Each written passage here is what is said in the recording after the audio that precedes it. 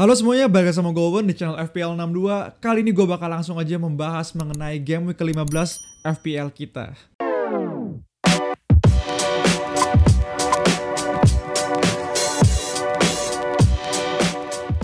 Oke, tapi sebelumnya gue mau review dulu tim gue untuk game week 14 kemarin ini, di mana sebenarnya game week 14 ini belum selesai. Gue rekam video ini di hari Kamis, di mana sebenarnya nanti malam ada pertandingan lagi, di mana di sini kalau lihat Arsenal gue belum main, Kane belum main, beberapa pemain belum main ya. Kayak di sini gue ada Reguilon, Kane, Ramsdale, 3 pemain yang belum main, sedangkan James di sini 0 karena kemarin dia nggak masuk bench bahkannya di Chelsea itu sendiri, jadi Livramento bakal naik. Jadi sejauh ini poin gue untuk game week 14 ini adalah 52 sampai sebelum Kane, Reguilon dan juga Ramsdale main. Tentunya gue dapat red arrow di sini, red arrow ketiga gue bisa dibilang berturut-turut. Dari kemarin gue sempat 9.000, turun 11.000, turun 14.000, sekarang ke 17.000. Gue sih berharap bahwa nanti di pertandingan nanti gitu ya, Ramsdale bisa dapat clean sheet. Reguilon juga ya kalau bisa clean sheet bagus, kalau dapat attacking return juga apalagi gitu ya, lebih bagus lagi. Dan Kane bisa dibilang gue pengennya nyetak gol gitu lah ya. Dan oh ya, di sini satu lagi adalah Mbeumo yang ya gue nggak berharap banyak sama Mbeumo, tapi hopefully gue dengan 51 poin sejauh ini, 52 ditambah Livramento yang masuk, mungkin ditambah 4 pemain yang akan bermain, harusnya gue masih bisa dapat mungkin green arrow. Kalaupun red arrow gue dapat red arrow kecil gitu ya. Gue masih sejauh ini bisa dibilang pemain gue hampir semuanya blank kecuali Salah dan juga Jota. Kayak Cancelo, TAA, sama Rafinya satu lagi. Antonio gue juga udah nggak tahu lagi dia kapan bisa nyetak gol lagi. Udah kayak lihat dari 1 poin tuh udah biasa banget menurut gue. Jadi tim gue sampai sejauh ini 51 poin tanpa beberapa pemain, 4 pemain gue yang belum main untuk game week 14 nantinya. Jadi ya kalau lu semua nonton video ini setelah game week 14 selesai gitu ya, dan lu bingung gimana tim gue, sebenarnya lu bisa lihat juga ke ID FPL gue di bawah sini. Lu bisa lihat di situ 134398 di aplikasi livefpl.net. Kalau lu penasaran, kalau enggak lah, lu lihat aja dari video ini, lu inget-inget gue punya 2 pemain Spurs ini dan juga Mbeumo dan juga Ramsdale. Kalau mereka return ya hopefully gue dapet green arrow kecil ataupun red arrow kecil juga gitu ya. Nextnya gue di sini akan langsung bahas saja mengenai fixture untuk game week 15 nantinya. Oke, di sini udah ada game week 15 jadwal pertandingannya. Dimana kita tahu, gue udah bilang juga di video gue kemarin bahwa dari game week 13 sampai game week 21 nanti ini bakal padat banget. Bahkan kita belum selesai, gimana ya, kita kayak baru selesai nih hari Jumat malam nanti. Besoknya Sabtunya udah main lagi game week 15. Jadi pastiin buat kalian semua jangan sampai kelewatan deadline. Di sini gue ingetin bahwa deadline-nya adalah hari Sabtu jam 6 malam gitu ya. Jadi sekali lagi jangan lupa bahwa deadline jam 6 malam hari Sabtu. Pertandingan pertama di sini West Ham menghadapi Chelsea. West Ham beberapa kali juga beberapa pertandingan kesulitan mencetak gol menurut gua, walaupun Chelsea juga beberapa pemainnya lagi cedera gitu ya. Bahkan kebobolan lagi. Jadi bisa dibilang sih Chelsea 2 pertandingan terakhir juga sedikit terombang-ambing dikarenakan beberapa pemainnya cedera pastinya ya, kayak Reece James, Kante, Chilwell juga yang cedera. Jadi pastinya Chelsea bisa dibilang nggak mungkin full tim juga. Jadi menurut gue ini bakal jadi pertandingan seru, tapi gue rasa tetap ini bakal dimenangkan sama Chelsea. Newcastle juga semenjak Eddie Howe masuk bisa dibilang belum pernah menang seinget gue. Bahkan kemarin seri kalah. Burnley juga bisa dibilang tim yang lagi anggot-anggotan juga. Jadi pastinya menurut gue harusnya ini jadi momentum buat Newcastle. Kalau Newcastle mau raih kemenangan terutama dengan Eddie Howe, harusnya Eddie Howe bisa maksimalin sekarang. Gue rasa untuk pemain-pemain dari Newcastle, Wilson pastinya juga masih punya peluang yang tinggi banget untuk mencetak gol. Kita tahu Burnley juga pertahanannya lagi sedikit lemah di musim ini. Untuk Burnley sendiri sama begitu pula kebalikan, Cornet menurut gue bisa jadi opsi juga. Dimana 2 tim ini sebenarnya punya defensive line yang gak gitu bagus. Jadi kalau kalian punya pemain attackingnya, pemain midfield ataupun strikernya, menurut gue hold dulu aja. Kalau backnya gue saranin untuk gak pilih pemain mereka gitu ya. Dan untuk pertandingan berikutnya Southampton, Brighton, pertandingan yang lumayan tricky juga menurut gue. Kita tahu Brighton juga di awal-awal musim gitu ya bagus banget, tapi sekarang udah mulai lumayan menurun gitu Brighton diri sendiri. Jadi menurut gue di game ini pastinya ada home advantage gitu ya, keuntungan buat Southampton untuk bermain di home. Jadi gue rasa kalau gue punya kayak gue punya Broja, kayak gue punya Livramento gitu, gue rasa kalaupun dia nggak main, gue pasti tetap jadiin dia bench aja dan gue nggak jual gitu ya. Dan juga untuk pemain-pemain Brighton, gue rasa jarang yang punya pemain Brighton selain mungkin kayak Duffy, Maupay. Duffy sendiri juga gue nggak yakin dia bakal jadi starter atau enggak. Maupay ya kita tahu dia suka-suka nyetak gol gitu ya. Jadi gue rasa sih untuk aset, gue rasa Livramento dan juga Broja menurut gue bisa jadi opsi juga, masih bisa jadi good shot juga untuk pertandingan ini. Kemudian pertandingan berikutnya Wolves melawan Liverpool, pastinya banyak banget yang kaptenin Salah, di mana gue di minggu ini gue lihat banyak banget yang gak kaptenin Salah dan ternyata hasilnya bisa dibilang buruk banget gitu ya. Di mana Salah berhasil mencetak 2 gol dan ya pastinya red arrow mungkin lebih dari 20%, lebih dari 30%. Jadi pastiin buat kalian, pastinya Salah masih jadi opsi pilihan kapten untuk kita semua di pertandingan ini. Walaupun kita tahu Wolves belakangan ini 3 kali clean sheet dari 4 pertandingan. Liverpool tetap aja menurut gue bisa jadi pilihan tim yang menurut gue luar biasa bagus banget untuk jadi, bahkan dia menurut gue kandidat untuk juara gitu ya. Jadi menurut gue tetap aja Salah bisa jadi opsi kapten di pertandingan ini. Kemudian di hari kedua, di hari Minggu, di mana di sini ada 5 pertandingan lagi. Ada City melawan Watford, pastinya City bisa jadi tim yang kita incer juga. Leeds Brentford, pertandingan yang lumayan tricky. Tapi gua rasa Leeds ini punya pertandingan terakhir yang lumayan gampang lawan Brentford. Setelahnya nanti menurut gua akan susah banget untuk Leeds. Untuk Brentford masih ada beberapa pertandingan lagi. Jadi gua rasa kalau gua punya Rafinha, gua punya pemain-pemain Brentford, gua rasa gua akan tetap hold dulu untuk pertandingan ini. MU Crystal Palace bisa jadi tricky juga. MU mungkin udah bakal diperkuat Rangnick atau belum, gue nggak tahu. Tapi harusnya sih di pertandingan nanti MU punya motivasi lebih ya. Dimana Crystal Palace baru aja kalah kemarin setelah beberapa game gak terkalahkan. MU main di home harusnya punya motivasi lebih, terutama dengan manajer barunya kalau main Rangnick ya. Udah bisa ngelatih di situ. Dengan Crystal Palace malah belakangan ini lagi menurun gitu ya. Jadi menurut gue harusnya ini momentum juga buat pemain MU.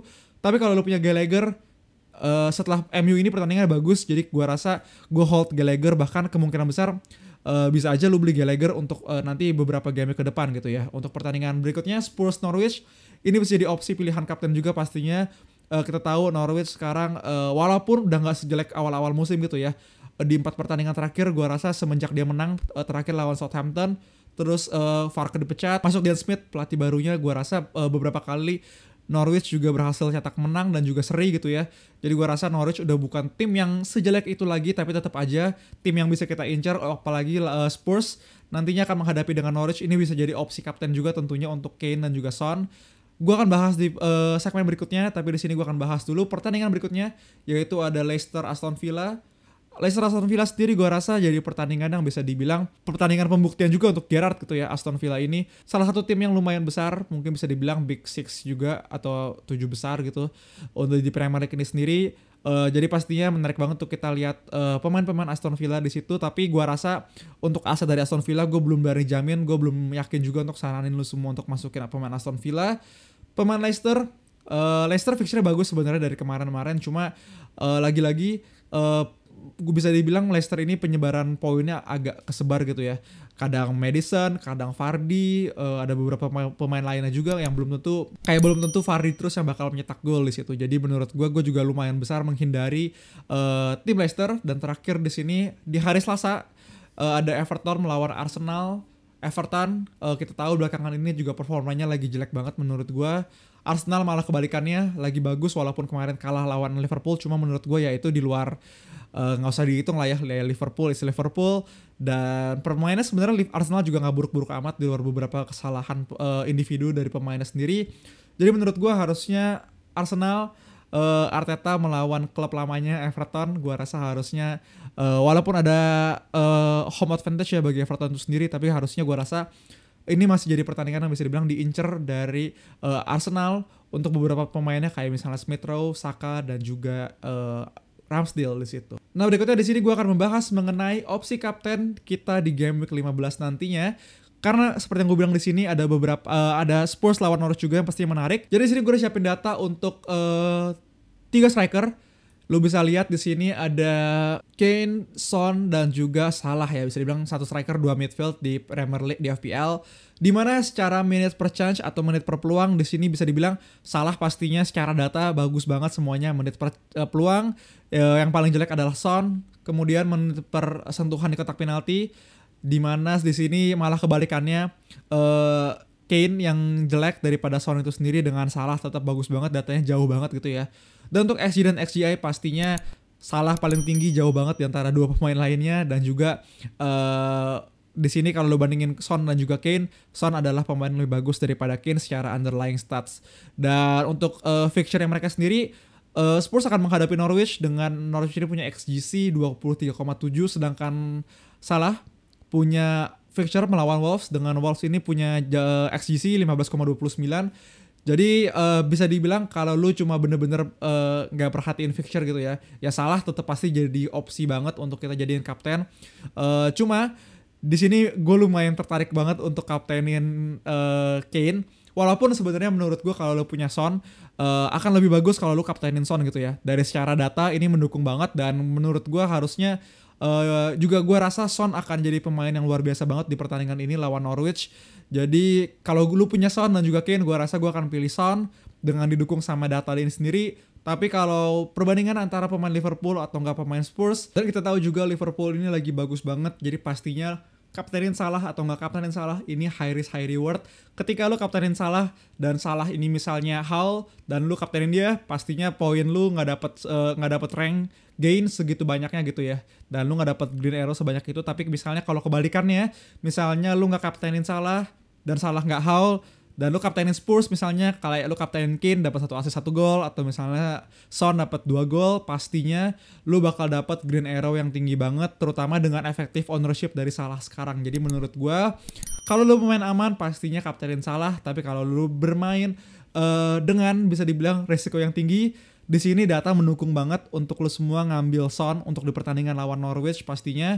Jadi menurut gue balik lagi semuanya ke gaya bermain lo. Tapi kalau gue sendiri kemungkinan besar gue akan kaptenin Salah lagi di pertandingan ini. Tapi masih bisa berubah pastinya. Jadi pantengin terus aja Twitter gue di @fpl62_ untuk tim line up gue terakhir, kapten siapa gue lakuin transfer. Dan di YouTube community gue juga bakal upload. Tapi sekarang gue juga bakal ajak lo semua untuk lihat transfer plan gue atau rencana transfer gue di Game Week 15 nantinya. Tim gue sendiri di Game Week 15 nantinya, sekarang gue punya 2 free transfer, dengan kemarin gue gak melakukan transfer sama sekali, dengan uang di bank gue 1,1 juta. Masalahnya kalau lihat di sini ya bisa dibilang Reece James cedera. Dan Tuchel juga bilang kemarin di press conference bahwa kemungkinan besar James ini juga belum bisa bermain di pertandingan hari Sabtu. Jadi kemungkinan besar mungkin aja gue akan ganti Reece James, bisa aja kalau dia bener-bener gak bisa bermain untuk di hari Sabtu, dimana gue sebenarnya masih pingin pastinya punya pemain back dari Chelsea gitu ya. Jadi mungkin aja gue ganti dia dengan Alonso, karena kalau gue nggak mainin James dan gue nggak masukin pemain Chelsea, bener-bener gue nggak punya defender dari Chelsea yang punya potensi clean sheet, attacking return yang gede banget. Jadi gue rasa gue takut banget nggak punya pemain Chelsea dengan gue nggak punya Reece James di sini. Kemudian Foster cedera ya, gue rasa nggak akan melakukan transfer apapun sama dia. Mengenai kiper, kemudian juga di sini Bumo, pemain yang nggak pernah ngapa-ngapain dari game week 8 gitu ya. Dengan fixture-nya bagus, jadi gue agak sayang untuk keluarin dia lagi-lagi. Tapi pun kalau gue mau keluarin satu pemain selain misalnya Reece James di sini, gue rasa Rafinya bisa jadi good shout juga kalau gue keluarin, dan gue masukin beberapa penggantinya kayak misalnya Gallagher gitu di sana. Dengan fixture-nya bagusnya di Brentford doang ini, dan sisanya Chelsea, City, Arsenal, Liverpool. Jadi gue rasa gue akan keluarin dia cepat atau lambat, dan kemungkinan besar gue masukin Gallagher. Dengan Gallagher ini harganya 6,2, lebih murah walaupun pasti udah naik banget gitu ya. Dengan fixture sendiri malah kebalikan, yang susah ini cuma di game week 15 nantinya, tapi setelah itu game week 16 sampai game week 19-20 bisa dibilang gampang banget untuk Gallagher ini. Jadi gue rasa kayak gitu rencana transfer gue untuk game week 15 nantinya di FPL. Jadi kalau kalian punya pertanyaan, langsung aja tulis di kolom komen di bawah mengenai FPL untuk Game Week 15. Kalau kalian suka sama video ini dan juga merasa terbantu, jangan lupa untuk like dan juga subscribe channel FPL 62. Thank you semuanya, dadah!